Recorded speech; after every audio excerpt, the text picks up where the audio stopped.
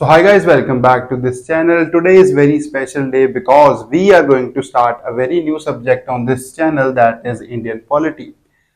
Indian polity का की start करने का मतलब ये नहीं है कि जो हमारे इकोनॉमिक्स वाले वीडियोस आ रहे थे वो बंद हो जाएंगे, वो भी कंटिन्यू रहेंगे, उसको भी हम कंप्लीट करेंगे माइक्रो इकोनॉमिक्स वाली सीरीज को।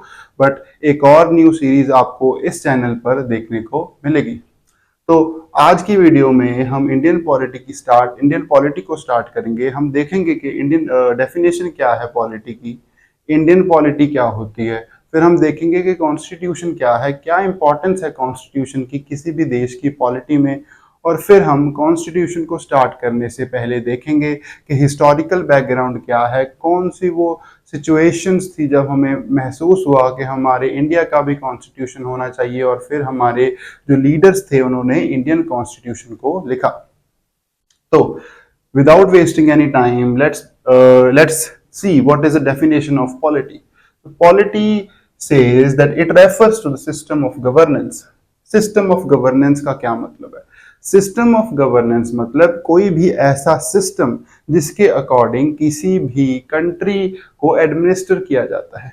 ठीक है, अगर हमारे पास कोई सिस्टम नहीं होगा तो किसी भी कंट्री में, किसी भी स्टेट में अनार्की फैल जाएगी।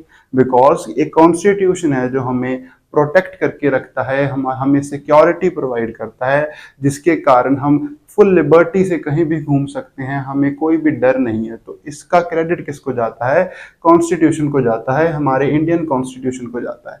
तो पॉलिटी का मतलब है एक ऐसा सिस्टम ऑफ गवर्नेंस, और we can say it is an art of ruling a region और अ स्टेट। पॉलिटी एक आर्ट है, आर्ट ऑफ रूलिंग। तो किसी के पास आर्ट ऑफ टीचिंग होता है, किसी के पास आर्ट ऑफ मैनेजिंग होता है, हम उन्हें मैनेजर्स कहते हैं। तो जिनके पास आर्ट ऑफ रूलिंग होता है उनको हम पॉलिटिशियंस कहते हैं। तो art of ruling according to that system of governance, तो उस सिस्टम को हम क्या कहते हैं? पॉलिटी कहते हैं। हर कंट्री का अपना अलग अलग पर्टिकुलर सिस्टम होता है। तो इंडियन पॉलिटिकल सिस्टम कैसा है? इंडियन पॉलिटिकल सिस्टम डेमोक्रेटिक है, हम डेमोक्रेटिक रिपब्लिक हैं। तो वी कैन से कि जो इंडिया का पॉलिटिकल सिस्टम है, जो इंडिया की पॉलिटी है वो कैसी है? डेमोक्रेटिक है, डेमोक्रेटिक रिपब्लिक है, वी आर रिपब्लिक। उसके बाद व्हाट इज पॉलिटिकल साइंस? तो पॉलिटी तो हमें पता लग गया कि पॉलिटी क्या होती है, पॉलिटी एक सिस्टम को कहा जाता है। ओके, बट पॉलिटिकल साइंस का मतलब है कि ऐसी साइंस और ऐसी स्टडी जिसमें हम पॉलिटिकल सिस्टम के बारे में पढ़ते हैं। तो जब हम इंडियन पॉलिटी की बात करते हैं या इंडियन पॉलिटिकल साइंस की बात करते हैं तो उसमें हम इंडियन सिस्टम को पढ़ेंगे, इंडिया की पॉलिटी को पढ़ेंगे। तो पॉलिटिकल साइंस का मतलब है study of political system. Do we know who is the father of political science? तो political science के जो father है वो हैं अरिस्टोटल। ठीक है, तो ये क्वेश्चन बन सकता है, तो आपको ये याद रखना है। उसके बाद है कॉन्स्टिट्यूशन। तो कॉन्स्टिट्यूशन की क्या इंपॉर्टेंस है किसी भी कंट्री की, किसी भी स्टेट की पॉलिटी के लिए? तो पॉलिटी जिसको हम एक सिस्टम कह रहे हैं, वो सिस्टम हमें देता कौन है? वो सिस्टम अपनी अथॉरिटी किससे लेता है?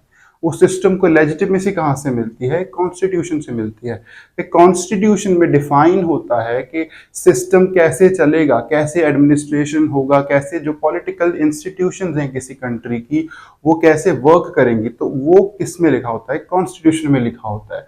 तो सिस्टम को जो बैक करता है वो करता है कॉन्स्टिट्यूशन। तो कॉन्स्टिट्यूशन की डेफिनेशन है, it is a fundamental document which contains the law of land. किसी भी लैंड का जो लॉ है वो एक फंडामेंटल डॉक्यूमेंट में लिखा जाता है, उसको डॉक्यूमेंट किया जाता है, और उसी को हम क्या कहते हैं? कॉन्स्टिट्यूशन कहते हैं। तो इसका मतलब कि इंडियन पॉलिटी में हम कॉन्स्टिट्यूशन को पढ़ेंगे, क्योंकि जब हम कॉन्स्टिट्यूशन को पढ़ेंगे तो automatically we get to know कि वो पॉलिटिकल सिस्टम कैसा है। उस पॉलिटिकल सिस्टम में जो इंस्टीट्यूशंस हैं, जो मेन पिलर्स हैं, वो हम सब कॉन्स्टिट्यूशन से पढ़ सकते हैं, कॉन्स्टिट्यूशन से सीख सकते हैं, क्योंकि इसमें सब कुछ डिफाइन किया गया है। तो इंडिया के पास भी अपना कॉन्स्टिट्यूशन है, और फादर ऑफ कॉन्स्टिट्यूशन किसे कहा जाता है? James Madison. Who is James Madison? हाँ, सबसे पहले किसी भी कंट्री ने जिसने लॉ लिखा अपना, जिसने अपना कॉन्स्टिट्यूशन लिखा, वो था अमेरिका। तो जिस पर्सन ने लॉ लिखा उसका नाम था, जिस पर्सन ने कॉन्स्टिट्यूशन को लिखा, फ्रेम किया, उस पर्सन का नाम था जेम्स मैडिसन।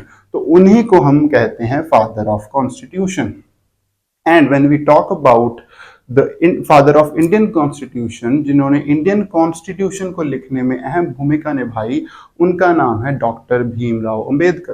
तो उनको हम क्या कहते हैं? फादर ऑफ इंडियन कॉन्स्टिट्यूशन कहते हैं। So when you will be asked about father of constitution in general, that is James Madison, but when Indian context में आपसे पूछा जाए तो वो थे डॉक्टर भीमराव अंबेडकर। अब बात करते हैं हिस्टोरिकल बैकग्राउंड की। Our story starts from late 15th century, जब यूरोपियंस ढूंढ रहे थे इंडिया को। क्यों? क्योंकि ये ट्रेड करना चाहते थे इंडिया के साथ। कि इससे पहले कभी यूरोपियंस इंडिया के साथ ट्रेड नहीं करते थे। जब रोमन एम्पायर यहाँ पे एग्जिस्ट करता था यूरोप और वेस्ट एशिया के थोड़े पार्ट्स में, तब ये ट्रेड करते थे डायरेक्टली विद इंडिया। बट जब रोमन एम्पायर डिक्लाइन कर जाता है तो वेस्ट एशिया में यहाँ पे इस्लाम आ जाता है और यहाँ पे एक कम्युनिटी आती है अरब। तो अब अरब्स इंडिया से एक सामान खरीद कर जाके बेचते हैं यूरोप को और बीच में लेते हैं अपना कमीशन। तो अब यूरोप चाहते थे कि हम अरब्स को रिमूव करें और डायरेक्टली ट्रेड करें इंडिया के साथ, बट इनको पता नहीं है कि इंडिया कहाँ है। तो पोर्चुगीज जो एक कंट्री है, वो उस टाइम पे पोर्चुगीज किंगडम का बहुत बोलबाला था। तो उन्होंने अपना एक आदमी भेजा जिसका नाम है Vasco da Gama. Vasco da Gama Cape of Good के थ्रू इंडिया जाते हैं। केप ऑफ गुड में उनको एक इंडियन ट्रेडर मिलते हैं जो उनको बताते हैं कि इंडिया कहाँ पे है। तो पोर्चुगीज इंडिया आते हैं और केरला में अपनी सबसे पहले फैक्ट्रीज इस्टेब्लिश करते हैं। तो उसके बाद पोर्चुगीज ट्रेड करेंगे इंडिया के साथ for upcoming 100 of years Portuguese ने ट्रेड किया। उसके बाद दूसरी कंट्रीज ने भी सोचा कि हमें भी ट्रेड करना चाहिए क्योंकि इंडिया के साथ, क्योंकि पोर्चुगीज बहुत मुनाफा कमा रहे थे। तो उसके बाद ब्रिटिशर्स ने सोचा कि हमें भी जाना चाहिए इंडिया के साथ ट्रेड करने थ्रू द सेम रूट। इसको कहते हैं Cape of Good Hope. Cape of Good Hope. तो via Cape of Good Hope वो जाते थे इंडिया पोर्चुगीज ट्रेड करने, और उसके बाद ब्रिटिशर्स ने सोचा कि हमें भी जाना चाहिए। तो ब्रिटिशर्स ने अपनी 1600 में एक कंपनी बनाई जिसका नाम उन्होंने रखा ब्रिटिश ईस्ट इंडिया कंपनी, और वो आए ट्रेड करने इंडिया के साथ इन द ईयर 1608। 1608 में वो इंडिया आते हैं ट्रेड करने के लिए। और इस टाइम जो मुगल जो किंगडम थी इंडिया में एग्जिस्ट करती थी, तो मुगल जो बादशाह थे उनका नाम था जहांगीर। तो वो जहांगीर के कोर्ट में जाते हैं, आगरा उनकी कैपिटल थी, उनसे बात करते हैं कि हमें भी यहाँ पे ट्रेड करने की परमिशन दे दो। बट उस टाइम जो मुगल के रिलेशनशिप्स थे किनके साथ? पोर्चुगीज के साथ, वो बहुत अच्छे थे। तो इनको मना कर दिया जाता है, रिफ्यूज कर दिया जाता है कि इनको जो ट्रेड परमिशन है वो नहीं दी जाती। बट फिर ये अपने एक डिप्लोमेट को भेजते हैं जिसका नाम था थॉमस रो। थॉमस रो जाते हैं इंडिया, इंडियन कैपिटल आगरा, और जहांगीर से दोबारा एक रिक्वेस्ट करते हैं कि हमें इंडिया में ट्रेड करने का मौका दीजिए गुजरात में। तो वो फिर मान जाते हैं और जो ब्रिटिशर्स हैं उनको गुजरात में ट्रेड करने की परमिशन मिल जाती है। तो धीरे धीरे वो गुजरात से अपनी वेस्ट कोस्ट और ईस्ट कोस्ट में फैक्ट्रीज बहुत सारी इस्टेब्लिश करते हैं।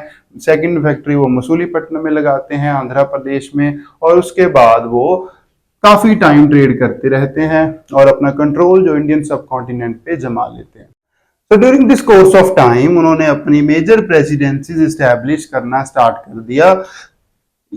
वेस्ट कोस्ट के लिए उन्होंने बॉम्बे प्रेसिडेंसी स्टैब्लिश की, फिर मद्रास प्रेसिडेंसी और फिर बंगाल प्रेसिडेंसी। तो ये प्रेसिडेंसी मेजर ट्रेड सेंटर थे ब्रिटिश ईस्ट इंडिया कंपनी के, जहां से वो ट्रेड करते थे और वापस जो सामान है, जो स्पाइसेस हैं और जो अदर प्रोडक्ट है, वो यूरोप में जाकर बेचते थे। तो यहाँ पे उन्होंने बहुत प्रॉफिट कमाया और आफ्टर सम टाइम ये पॉलिटिकल इंटरफेयर भी करना स्टार्ट कर देंगे। हम वो देखेंगे आगे कैसे। तो जब तक तो मुगल्स स्ट्रांग थे, तब तक तो ये कुछ भी आर्बिट्रेरी बिहेवियर नहीं कर पाए, बट जब औरंगजेब जो लास्ट स्ट्रॉन्ग रूलर थे मुगल एम्पायर के वो चले जाते हैं तो नेक्स्ट रूलर्स बड़े ही इनकॉम्पिटेंट थे, वीक रूलर्स थे। तो इसीलिए इन्होंने उनको ब्राइब किया और अपना जो फेवर है उनसे लेना स्टार्ट कर दिया। तो एक किंग का नाम है फारूक सियार। फारूक सियार के टाइम पे उनको एक डिजीज हो जाती है फारूक सियार को, तो ब्रिटिश ईस्ट इंडिया कंपनी के पास एक डॉक्टर थे जिन्होंने उनकी डिजीज को सही कर दिया था, जिससे खुश होकर उन्होंने इनको बंगाल के जो फ्री ट्रेड राइट्स दे दिए थे कि वहां पर अब ये कोई टैक्स नहीं देते थे, बस एनुअल एक सर्टेन अमाउंट देते जो बहुत ही कम थी as compare to what they were earning from this trade. तो इसीलिए बंगाल में वो पूरी तरह से इस्टेब्लिश हो जाते हैं, इनकी अकेले की मोनोपोली बंगाल में हो जाती है। बट आफ्टर सम टाइम जब मुगल एम्पायर टुकड़ों में बट गया, इंडिपेंडेंट रूलर्स ने अपने आप को अलग कर लिया मुगल एम्पायर से, तो जो इकोनॉमी थी वो बहुत खराब हो गई मुगल्स की। और यहाँ पे जो गवर्नर थे बंगाल के, उन्होंने उनको ये अच्छा नहीं लगा कि ये कंपनी यहाँ पर इतना प्रॉफिट अर्न कर रही है और टैक्स बिल्कुल नहीं देते हैं ये। तो इन्होंने कहा कि आपको यहाँ पर अब टैक्स देने होंगे। इस टाइम पे जो गवर्नर थे उनका नाम था सिराजुद्दौला। इनको इनका ये मनमाना बिहेवियर बिल्कुल पसंद नहीं आया, तो इन्होंने कहा कि अब आपको टैक्स देने होंगे यहाँ पर। But British east India company ने बिल्कुल मना कर दिया, क्योंकि उनके पास गोल्डन फरमान था किसका, फारूक सियार का, जो अब मर चुके हैं। तो इनको लगा कि ऐसे काम नहीं चलेगा, तो सिराजुद्दौला ने जाकर इनके फोर्ट पर अटैक कर दिया और जो इनके वर्कर्स थे उनको एक काल कोठरी में बंद कर दिया, जहां उनकी नेक्स्ट डे डेथ हो जाती है। तो इससे गुस्सा होकर जो यहाँ के गवर्नर थे मद्रास प्रेसिडेंसी के, वो रॉबर्ट क्लाइव जिनका नाम था रॉबर्ट क्लाइव, ये यहाँ जाते हैं सिचुएशन को ठीक करने। और ये जो सिराजुद्दौला के जो कमांडर थे उनको कहते हैं कि अगर आपने किंग बनना है तो आप हमारी साइड आ जाइए। तो मीर जाफर खुद किंग बनना चाहता था, तो वो ईस्ट इंडिया कंपनी के साइड आ गया और यहाँ पर एक वॉर होती है जिसको हम कहते हैं बैटल ऑफ प्लासी। इसमें उसने सिराजुद्दौला को, गवर्नर ऑफ बंगाल को, धोखा दे दिया बीच जंग में, और ये जो बैटल है ये जीत गए कौन, ब्रिटिश ईस्ट इंडिया कंपनी। तो ब्रिटिश ईस्ट इंडिया कंपनी वोन दिस बैटल, और इसके बाद वो अपना पपेट रूलर बिठा देते हैं बंगाल में, जिसका नाम था मीर जफर। तो आफ्टर सम टाइम ये यहाँ पर ट्रेड करना स्टार्ट कर देंगे अब, और पॉलिटिक्स में इंटरफेयर करना स्टार्ट कर देंगे। बट मीर जाफर को यहाँ पर रियलाइज हो जाता है कि what they are doing is not right for Bengal. तो मीर जाफर अब इनकी बात मानने से इनकार कर देते हैं। तो इसके बाद ये मीर जाफर को हटाकर इनके सन इन लॉ मीर कासिम को यहाँ पर बिठा देते हैं। पर मीर कासिम को भी जल्दी पता लग जाता है कि व्हाट दे आर डूइंग। सो ये भी ब्रिटिश ईस्ट इंडिया कंपनी के अगेंस्ट हो जाते हैं। तो क्या नाम है अगले गवर्नर का, मीर कासिम, और ये भी ब्रिटिश ईस्ट इंडिया कंपनी की बातें मानने के फेवर में नहीं थे। तो ये मीर कासिम को दोबारा हटा दिया जाता है और फिर मीर जाफर को बंगाल का गवर्नर बना दिया जाता है। तो इसके बाद मीर कासिम चले जाते हैं किनके पास, नवाब ऑफ अवध के पास, और मुगल किंग की कॉन्फेडरेसी में ये एक जंग छेड़ देते हैं इनके खिलाफ, जिसको हम कहते हैं battle of Buxar in 1764। Battle of Buxar में ईस्ट इंडिया कंपनी इनको हरा देती है। इनकी जो कॉन्फेडरेसी थी नवाब ऑफ अवध, मुगल किंग और मीर कासिम की, इसको हरा दिया जाता है और एक ट्रीटी होती है जिसको हम कहते हैं treaty of Allahabad. Treaty of Allahabad. और ये treaty British east India company के लिए एक मेजर ब्रेक थ्रू थी, क्योंकि इस ट्रीटी में इनको जमींदारी राइट्स यानी कि टैक्स कलेक्शन के जो राइट्स मिल गए थे, कहाँ के, बंगाल, बिहार और ओडिशा के इनको टैक्स राइट्स मिल गए थे। अब यहाँ का जो टैक्स था ये कलेक्ट करने लग जाते हैं, जिससे इनको बहुत प्रॉफिट होता है। और ये बैटल के बाद मेन उनका जो पॉलिटिकल कंट्रोल अब इस बंगाल वाले एरिया में हो जाता। So when they got active in Bengal area politically, तो उसके बाद कॉन्सिक्वेंसेस कुछ ऐसे हुए, सिचुएशंस कुछ ऐसे बदली कि जो कंपनी थी वो लॉस में चली गई। तो कंपनी लॉस में जाने के पीछे कुछ कारण थे, वो थे first the great famine of Bengal. तो इन्होंने बंगाल को इतना लूटा कि वहां पर भूखमरी फैल गई, वहां पर क्या अकाल पड़ गया। तो ग्रेट फेमाइन ऑफ बंगाल के कारण इनका प्रॉफिट बंगाल में से कम हो गया, क्योंकि इतना इन्होंने बंगाल को लूटा उस सालों में। उसके बाद है loss of Anglo Mysore war first. तो फर्स्ट एंग्लो मैसूर वॉर में हैदर अली ने ब्रिटिश ईस्ट इंडिया कंपनी को हरा दिया, तो वहां भी इनको लॉस देखने पड़े। उसके बाद था Dutch smuggling T in US. तो ये यहाँ से टी खरीद कर जाकर यूएस में बेचते थे, जो इनकी ही कॉलोनी थी एक, तो वहां पर डच अब टी को स्मगल कर रहे थे। तो वहां भी इनकी जो टी थी वो अब बिक नहीं रही थी, इस कारण इनको लॉस हो रहे थे। और the last one is corruption in the company. जो कंपनी के हाई ऑफिशियल्स थे वो तो बहुत अमीर हो गए थे, उन्होंने तो अपने बैंक्स भर लिए थे, बट जो कंपनी थी वो लॉस में दिख रही थी, क्योंकि वो करप्शन कर रहे थे। वो अपनी पर्सनल कैपेसिटी पे जाकर जो प्रोडक्ट्स थे वो बेच रहे थे, यहाँ से जो कमोडिटीज वो खरीद रहे थे वो जाकर यूरोप बेच रहे थे अपनी पर्सनल कैपेसिटी पर। इसीलिए जो कंपनी थी वो लॉस में चली। तो इसीलिए ब्रिटिश ईस्ट इंडिया कंपनी ने ब्रिटिश गवर्नमेंट से लोन की डिमांड करी कि हमें एक लोन दे दो, क्योंकि कंपनी जो है वो लॉस में जा रही है।